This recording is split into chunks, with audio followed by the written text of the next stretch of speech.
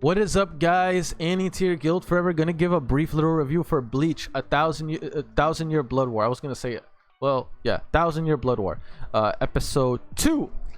All right, bro.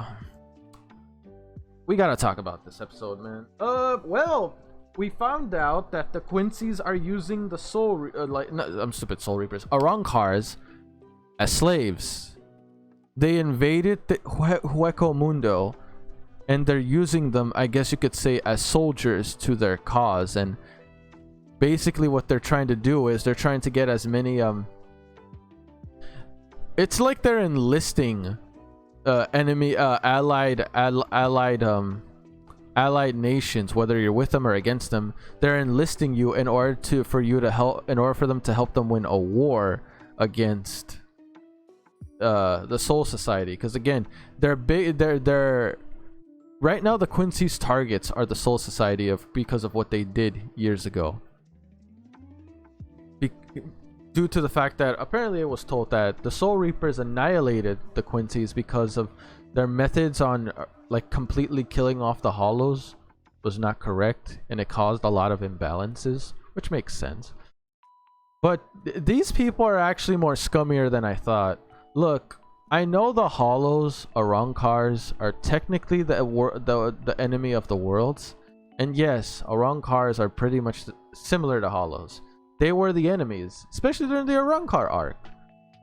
But being enslaved, invading them, taking away their power, and just assassinating them, keeping the strong, and just murdering the weak.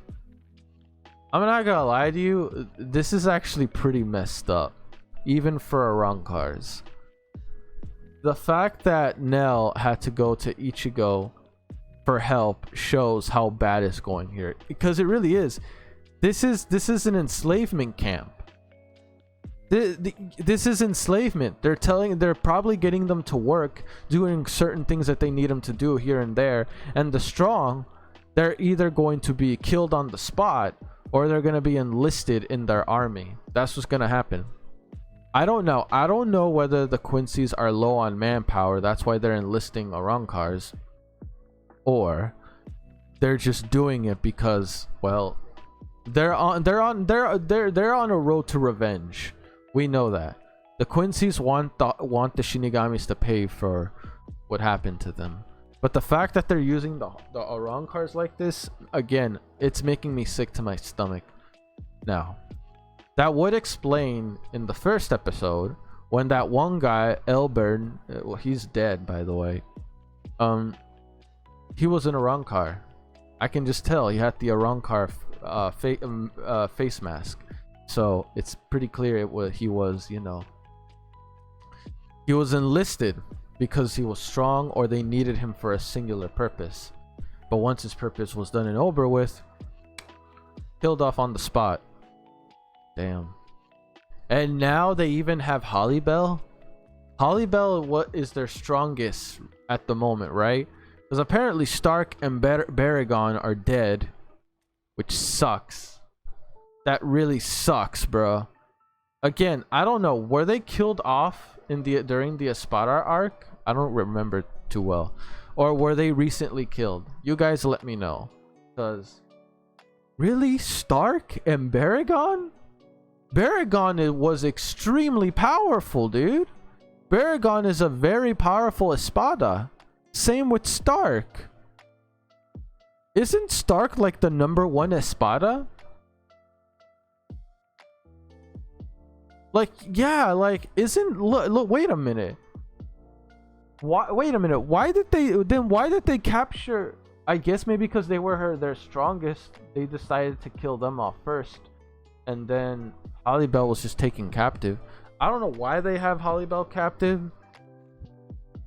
I don't even want to imagine what they're doing to her, but I don't know. The idea that Stark and Baragon were killed off, because Stark is the #1 Espada, if I remember correctly, and then Baragon is #2.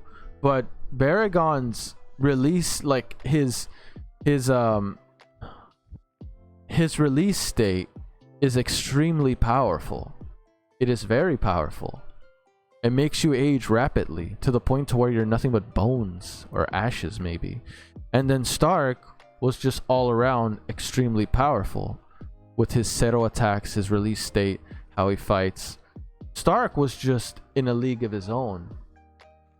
But I don't know what happened to him, man. Still, I saw it. Did he really get killed off like that though? God, jeez. Again, I did not expect Stark to get killed off. Like, the fuck? And Stark was one of my favorite espadas too. Well, again, my number one favorite espada, it sometimes lingers. I mean, it tethers between these two characters. Like, my number one favorite espada kind of tethers between Grimjo and Ulquiorra because they had the most character development throughout the whole series. I mean, throughout the whole, like, espada arc. Stark was cool too, though. Stark had great character. Baragon was just downright very overpowered, in my honest opinion. Like, his power was stupidly strong. Holly Bell was cool. I'm not sure if I cared that much for her, at least from what I can recall. But yeah, I can't believe the Ronkars fell this hard. I know they're Quincy's, and Quincy specialize in eliminating hollows, but I didn't think the Ronkars, especially the Espadas, to be taken down this way. And them using them as slaves and then enlisting them, that's just... I mean, I guess you can say this is one of the things that happens during the crimes of war, but my gosh. And Soul Society suffered one of their biggest losses, one of their best lieutenants. Yamamoto's lieutenant. Now it's a matter of what's gonna be their next step. I mean, Ichigo is already in the middle of it. He's fighting one very powerful Quincy, I'm assuming, because you saw what happened. This bastard single-handedly took down Holly Bell's squad, her elite squad.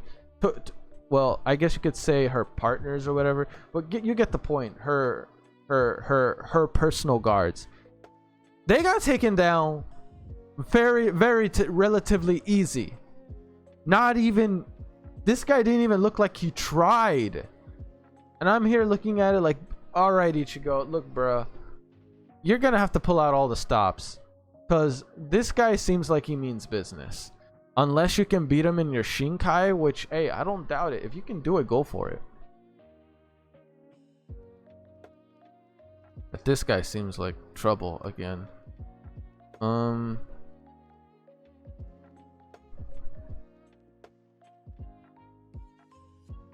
I just remembered something. Can Ichigo still be can Ichigo still use his visor? Like, can he like holofy? That's what I was wondering throughout this whole then again, it's only been 2 episodes, so it's fine. We haven't seen him holofy, probably because he never needed to. But can Ichigo still holofy? Can he still use his Hollow's mask? Because that was one of my favorite powers of Ichigo, whenever he uses the Hollow's power. But I've noticed lately he hasn't used even a fragment of the Hollow's power yet. It's mostly just been Shinkai and Bunkai.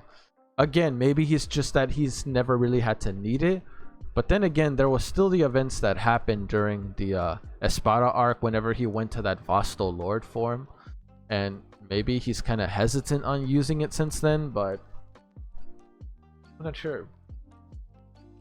Again, I just haven't seen Ichigo's Hollow in like a bit.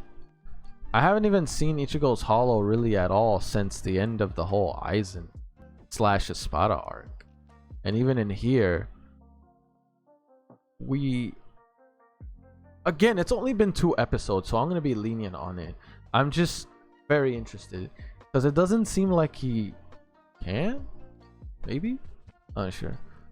Because I feel like with his Bunkai and added his visor, he can beat this guy.